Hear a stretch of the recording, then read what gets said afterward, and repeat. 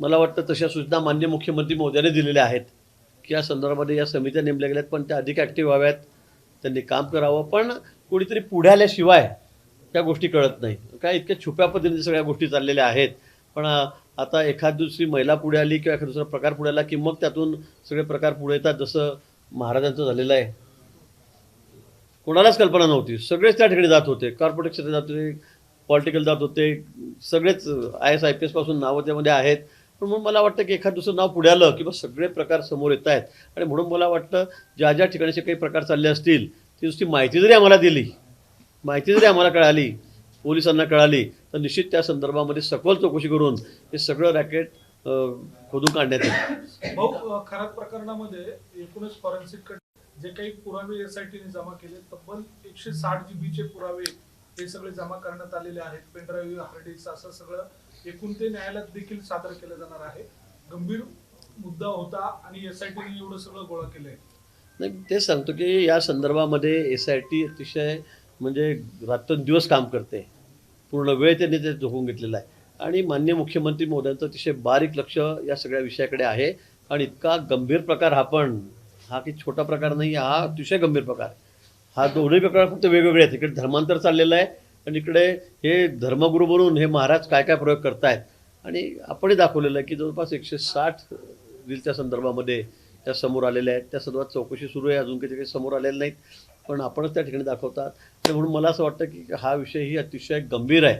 मला वाटतं अशा भोंदू लोकांचा इतका कडक बंदोबस्त झाला पाहिजे की पुढे कोणी अशी हिंमत करता कामा नये, कोणी असे प्रकारच करता कामा नये, अशा पद्धतीने त्यांना शिक्षाही झाली पाहिजे. सिंहस्थ कुंभमेळ्याची कामं शहरात मोठ्या प्रमाणात सुरू आहे. आपल्या सत्ताधारी पक्षाचे काही नगरसेवक कामं अडवतोय, ठेकेदारांना त्रास देत आहे, अशा प्रकारची चर्चा सुरू होती. आणि काल काही नगरसेवकांना पोलिसांनी चौकशीसाठी देखील बोलवलं होतं. तर मी या संदर्भामध्ये माहिती घेतली, चौकशी केली. कोणी म्हटलं की आमची पाईपलाईन फुटली आहे, 6-7 दिवस झाल्या ठेकेदार जोडत नाही, म्हणून आम्ही गेलो होतो, आम्ही वर्गणी मागितली नाही. पण त्या संदर्भामध्ये मी चौकशी करण्याचे आदेशही आमचे जे कमिशनर आहेत त्यांना त्या ठिकाणी दिलेले आहेत. पण आपल्याला मी पुन्हा सांगेल, मुख्यमंत्री महोदयांनी सुद्धा सांगितलं होतं, जाहीर सांगितलं होतं की कोणीही कामामध्ये अडथळा आणायचा नाही, कोणी असे रिकामे धंदे करायचे नाही. आणि जो करेल पोलिसांनी त्याची दखल घ्यायची आहे. संबंधित निर्णय महापालिकेने सुद्धा या संदर्भात ठेकेदारांनी तक्रार केल्यावर त्यांनी त्या ठिकाणी काल कंप्लेंट केली. लगेच कुठल्याही पक्षाचे असो, इथे असं नाही आहे की मग आमच्या पक्षाचे काय त्या पक्षाचे काय. पण जर चूक असेल निश्चित ते तपासलं जाईल, कारण त्यांचं म्हणणं वेगळं आहे, यांचं म्हणणं वेगळं आहे. पाईपलाईनचा विषय होता, पाण्याचा, पाणी मिळत नाही नाशिक शहरामध्ये, थोडा उशिरा होतो आहे काही ठिकाणी, हाही विषय खरं आहे. आणि म्हणून त्या संदर्भामध्ये मी रात्री सगळी माहिती घेतलेली आहे. पुन्हा मी नगरसेवक, ठेकेदार आणि कमिशनर यांना एकत्रित बसून त्या संदर्भामध्ये चौकशी करू. पण याच्यामध्ये जो दोषी असेल किंवा असे कोणी रिकामे उद्योग करत असेल, अजिबात खपवून घेतलं जाणार नाही. काम अतिशय क्वालिटीचं सुरू आहे. रात्रंदिवस सगळे म्हणजे आमचे सगळे अधिकारी, सगळे IIT पासून सगळ्यांच्या नजरा त्या ठिकाणी आहेत. स्पेशल वेगळी टीम त्यासाठी नेमलेली आहे. आणि असं असताना मग आता कुंभमेळा समोर आलेला आहे. ही कामं वेळेत होणं हे क्रमप्राप्त आहे, गरजेचं आहे. आणि अशा वेळेला जर कोणी नगरसेवक असतील का कोणी उच्च परिस्थितीचे पदाधिकारी असतील, कोणी त्रास देत असेल, तर त्या संदर्भामध्ये मुख्यमंत्री महोदयांनी सक्त सूचना, कडक सूचना पोलीस प्रशासनाला दिलेल्या आहेत. मधल्या काळामध्ये गंगापूरवरचे जे काही झाडं काढण्यासाठी महापालिकेचे अधिकारी गेले होते, त्या ठिकाणी मोठा राडा झाला. काही पर्यावरण प्रेमींनी त्याला विरोध केला आहे. कसं बघता एकूण येणाऱ्या काळात कशी कारवाई होणार आहे? काही स्थानिक नागरिकांनी मात्र त्याचं समर्थन केले, ते काढावं असं ते म्हणतात. मला असं वाटतं की आपण बघतात आता इतक्या वर्षामध्ये ती झाडं जुनी आहेत, खरं आहे, 50 वर्ष, 60 वर्ष, काही म्हणतात 80-80 वर्ष झाडं तर आहेत. पण आता आपण बघितलं असेल तर आता वाहनाची संख्या किती वाढलेली आहे. नाशिक शहरामध्ये जिथे पूर्वी 200-500 वाहनं असतील, आता त्या ठिकाणी 10,000 वाहनं झालेली असतील. 4 व्हीलरच्या बाबतीमध्ये तसंच झालेलं आहे. ट्रान्सपोर्टेशन वाढलेलं आहे, लोकसंख्या वाढते. आणि त्यामुळे आपण एकीकडे असं म्हणतात की मग ट्रॅफिक जाम होते. शासन काय करतं आहे, प्रशासन काय करतं आहे, पोलीस यंत्रणा काय करते आहे, ट्रॅफिकवाले काय करत आहेत. पण अनेक ठिकाणी आपण बघितलं असेल की मधोमध झाडं आहेत आणि ती एवढी मोठी आहेत की त्याच्यावर आदळून अनेक तरुण आमचे मुलं-मुली त्यांचाही मृत्यू झालेला आहे, ते मृत्युमुखी पावलेले आहेत. अतिशय करते शिकणारे मुलं घरातले हे त्या ठिकाणी मृत्युमुखी पडत आहेत. आणि म्हणून मी म्हटलं की जे मध्ये झाडं आहेत की ज्यामुळे वारंवार त्या ठिकाणी ॲक्सिडेंट होत आहेत, अपघात होत आहेत, मुलं मृत्युमुखी पडत आहेत, ती काढून घ्यावी. त्या बदल्यामध्ये तुम्हाला माहिती आहे आपण किती झाडं लावतो आहेत, तुम्हीच आता दाखवतात. मी परवा पप्याला फोटो आलेले आहेत की एवढे मोठे झाले, ते किती हिरवेगार झाले ते झाड. आता मी आज त्याला सांगितलं की सगळ्यांना ठिबक करा की दुप्पट वेगाने वाढतील. आता मी टँकरने पाणी देतो, पण ठिबक करायला सांगितलं आहे. लागू दे 10-20-25 लाख रुपये लागतील ते काय असतील ते, पुन्हा आम्ही झाडं मागवलेली आहेत, ती झाडं लावतोय. आणि उद्योजक असतील, CSRच्या माध्यमातून असतील, वेगवेगळ्या संघटना आहेत, त्यांच्या माध्यमातून आम्ही लाखो झाडं तर नाशिकमध्ये लावतोय. लाखाच्या संख्येत आम्ही 15,000 लावलीत, पण आम्ही ती लाखाच्या संख्येत लावतो आणि मोठी झाडं आणतो. 2 फूट 3 फूट 5 फुटाची नाही, सगळी झाडं 15 ते 20 फुटाची आणून आम्ही त्या ठिकाणी लावतो. पावसाळा आला की आता ती झाडं पुन्हा इतकी ग्रोथ होईल.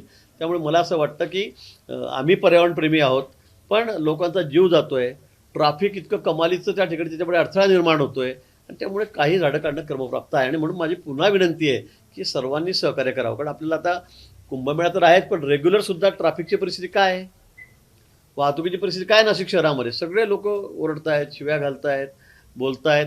पण मला असं वाटतं सगळ्यांच्या सोयीचा विचार करून, सगळ्यांच्या हिताचा विचार करून आपण या संदर्भामध्ये निर्णय केला पाहिजे. आणि आम्ही सांगतो की आम्ही जर 500 झाडं काढले ना, तर आम्ही 50,000 लावतोय ना, 50,000 झाडं लावतोय. मला वाटतं मग हे कोणी समजून घेतलं पाहिजे. जी झाडं मी लावलेली आहेत ती जे पर्यावरणप्रेमी आहेत त्यांनी जाऊन त्या ठिकाणी बघितलं पाहिजे की ती झाडं आता कशी झालेली आहेत, किती मोठी वाढलेली आहेत, केवढी हिरवीगार झालेली आहेत. वाटतं ते सगळं समोपचाराने सगळ्यांनी मिळून एक नाशिक शहराच्या हितासाठी काहीतरी चांगला निर्णय आपण केला पाहिजे. राज्यात पुन्हा एकदा ऑपरेशन टायगरची चर्चा सुरू होईल. जे ठाकरे सेनेचे खासदार आहेत 8 ते शिंदेच्या संपर्कात आहे अशी चर्चा आहे. काल बैठक देखील ऑनलाईन झाली आहे. नाही, मला की या संदर्भात फार माहिती नाही. टायगर ऑपरेशन काय माहिती, पण सध्या आमचं कमळ ऑपरेशन तर काही नाही. मला वाटतं त्याची बातमी कुठे नाही आहे. असेलही काय, आता लोक तिकडे अस्वस्थ आहेत. ठाकरे सेनेत राहायला कोणालाही रस राहिलेला नाही. आमदारांची तीच परिस्थिती आहे, खासदारांची तीच परिस्थिती आहे. बघू आता कसं ऑपरेशन सक्सेस होतं, काय होतं. धर्मांतर प्रकरणामध्ये जी TCS कंपनी आहे ती नाशिक महानगरपालिका निश्चित त्या संदर्भामध्ये सुद्धा विचार करावा लागेल. अतिशय गांभीर्याने विचार करा. त्या ठिकाणी नोकरीचा आमिष दाखवून मुलींवर अशा पद्धतीने अत्याचार होतोय, धर्मांतरण केलं जातंय, त्यांना गाईचं मांस खायला लावतायत. आणि मला वाटतं हा विषय अतिशय गंभीर आहे. म्हणजे या ठिकाणी सुद्धा असं की नोकरी लावून देतो वगैरे म्हणणारे की लोक आहेत का, बहादर आहेत का, तसं की चाललंय का.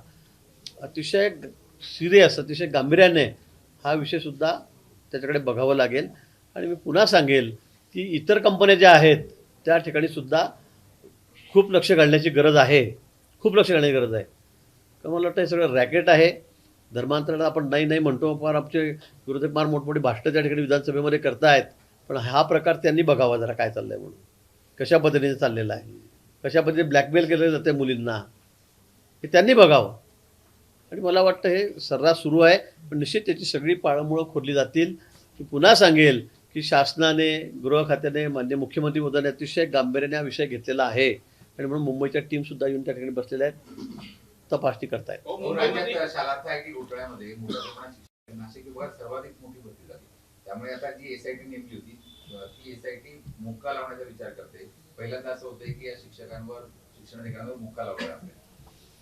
मला वाटतं या संदर्भामध्ये कॅबिनेटमध्ये चर्चा झाली, विधानसभेमध्ये चर्चा झाली आणि मोठं रॅकेट या ठिकाणी पण आहे. हे आपल्याला निश्चित मान्य करावं लागेल. त्या ठिकाणी अनेक शिक्षकांचा काही असे लोक आहेत की ते आम्ही तुम्हाला करून देतो, आम्ही तुम्हाला भरती करून देतो, आहेत असे म्हणणारे. शाळेमध्ये जाऊन मग तुमची 20 जागा बदल्यातील, 10 लाख प्रमाणे आम्हाला द्या, 15 लाख प्रमाणे आम्हाला द्या, बाकीचे काय तुम्ही घ्या. हे असं चाललेलं आहे आणि प्रथमदर्शनी उघड झालेलं आहे. त्या संदर्भामध्ये SIT स्थापन झालेली आहे. माननीय मुख्यमंत्री महोदयांनी ती केलेली आहे आणि त्याचा अतिशय बारकाईने सगळा अभ्यास चाललेला आहे, तपास चाललेला आहे.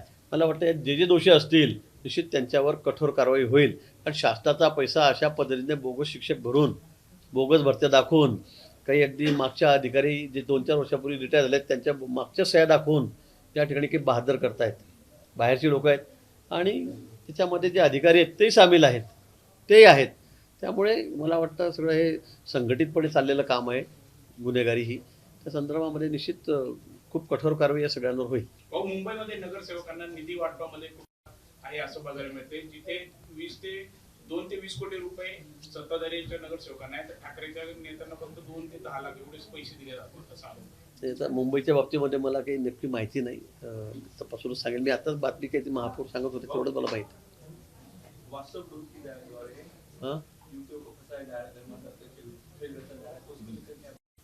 नासिक में और एक घटना सामने आई है. टाटा कंपनी जिसके ऑफिस में, कार्यालय में, जहाँ पे लड़कियां भी काम करती है, लड़के भी काम करते हैं, और वहाँ पर धर्मांतरण का एक सीरियस मुद्दा जो है वो सामने आया है। वहाँ की जो लड़कियां हैं उनको हम लोग आपको सर्विस को लगा लेंगे, आपको नौकरी देंगे, आप नमाज पढ़ो, आप रोजे पकड़ो, हमारी गौ माता का गोश्त जो है मतलब मांस जो है वो खाओ। इस तरह से उनको बहकाया जा रहा है और सर्विस के नाम पर कि हम आपको नौकरी पे लगाएंगे। मुझे लगता है बहुत गंभीर बात है, इससे ज़्यादा गंभीर बात कोई हो ही नहीं सकती।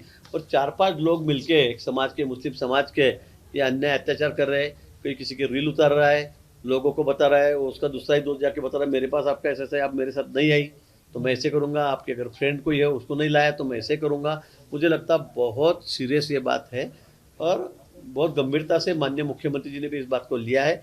इसकी पूरी इंक्वायरी चल रही है। मुंबई से भी इसकी पूरी टीम डिपार्टमेंट की यहाँ पर आई है और मुझे ऐसा लगता है कि और कई जगह, दूसरी जगह ऐसा भी हो सकता है क्या। बाकी भी कंपनियां बहुत सारी नासिक में है, जहाँ पे बहुत हमारी बहनें हैं, लड़कियां हैं, ये काम कर रही है। तो मुझे लगता है इसका भी सोच समझ कर हम लोग पूरी इंक्वायरी डिपार्टमेंट के माध्यम से की जा रही है।